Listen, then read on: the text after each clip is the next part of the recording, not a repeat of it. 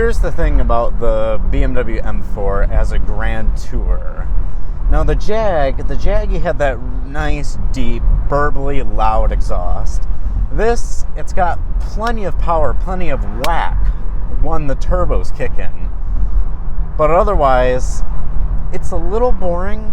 I mean, there's not really that much going on except for the power. I know that sounds silly, but when you're on straight roads like this, you need something to keep you entertained. The other problem with it, and this has mainly to do with the fact that it's the competition package, the ride is a bit rougher than you would normally prefer. The Jag, you can either have a really firm, ready-to-go ride, or you can have a nice, soft, pillowy ride. And the other thing, these seats are ridiculous. They're carbon fibery hard. You would not want these if you plan on using this for long distances. Otherwise, the infotainment, the navigation, the radio, the climate controls, everything in this is very nice and easy to use. Very typical BMW. It's very nice. I like that. The gauge cluster is very easy to read. A little bit, it's kind of very old school to have just a button that taps through your menu. I kind of wish there was like a scroller or something, or you can use like touch buttons on the steering wheel instead of this thing over on the stock. Otherwise though, the power, oh yeah.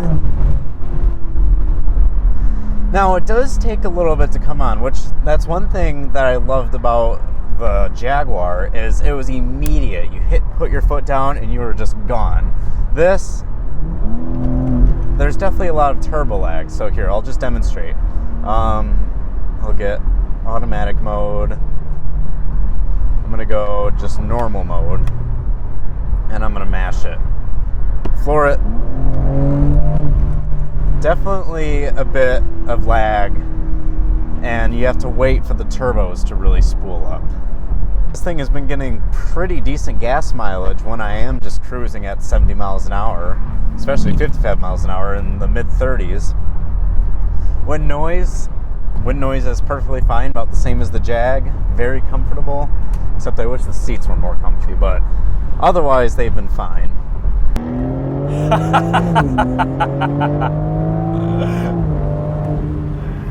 You know, I thought the Jag was fast when it was compared to the Lexus, but this M4 actually hustles. After about an hour or two on the highway in the M4 Competition Convertible, I've got to say, I've come around on this car quite a bit.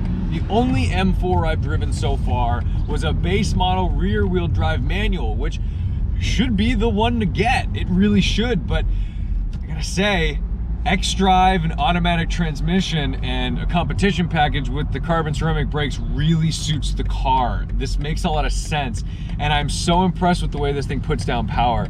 Not to mention the fact that this engine is just buttery smooth. It feels fantastic, and it's responsive and happy. I get it. The car's gotten heavy, it's a bit bloated, but an M4 is also a daily driver. It's a car that you're gonna be using every day. It's a car that you can live with and potentially do some track work with. To me, this doesn't scream track star. This screams, you know, back roads, being fun, all that stuff, but yeah. I kind of was making fun of this before, and now I get it. The only thing that's a little interesting is because it has a convertible top, these, let's say, incomplete seats are a bit drafty. So heated seats, even in the summer, might be the move.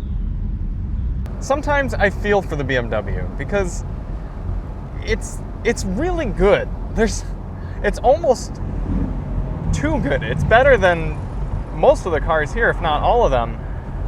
The problem is it just makes it a little boring. The inline six is so smooth, it's so powerful, it's got all-wheel drive, so it's predictable, unlike the Jaguar that's still all-wheel drive but somehow unpredictable. It's perfectly fine in here, even without any sort of wind blocker. I'm sure that would make a big difference. The sound system's pretty good. It's not as good as the newer BMWs, the 2 Series, but you can still adjust the EQ and get it quite good. I think I probably even like it about the same as the Lexus, I guess. You can actually read the screens. You can actually touch the screen. The infotainment's much better. The gauges are better than any of the other cars. I'm actually not uncomfortable in this carbon fiber bucket. It would probably not be great by the end of a long day, but I'm not too bad. And the good thing is you don't have to get these. In fact, you probably shouldn't. If I were to option one of these, I wouldn't get the carbon ceramic brakes. I probably wouldn't even get the driver M Performance package. I wouldn't get the carbon seats. You could have a pretty darn cool high performance BMW M4 Competition all-wheel drive convertible for a lot cheaper than those other cars, and you've got more usable space in the back. You've got proper Apple CarPlay, Android Auto, good places to put everything, wireless device charging, nice materials, good build quality.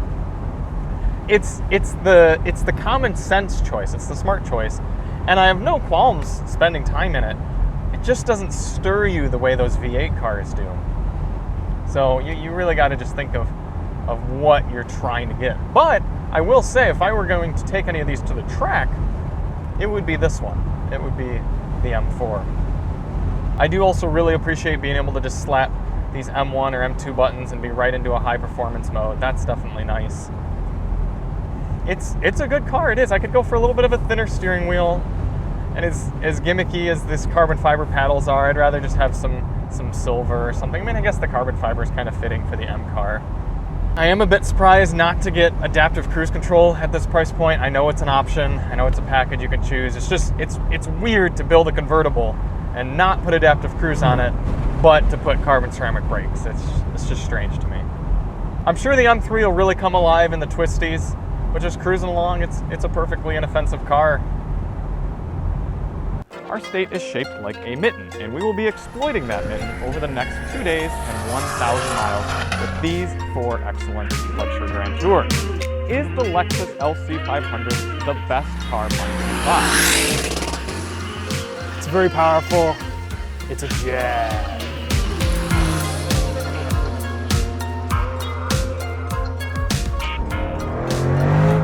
Oh, I'm getting pelted. Ah! It's a BMW. It's a Grand Tour by definition. Chris, what is this? You were supposed to bring a 911. Well, I think there's only one way to decide which of these cars is the best Grand Tour, and that would be by Grand Touring.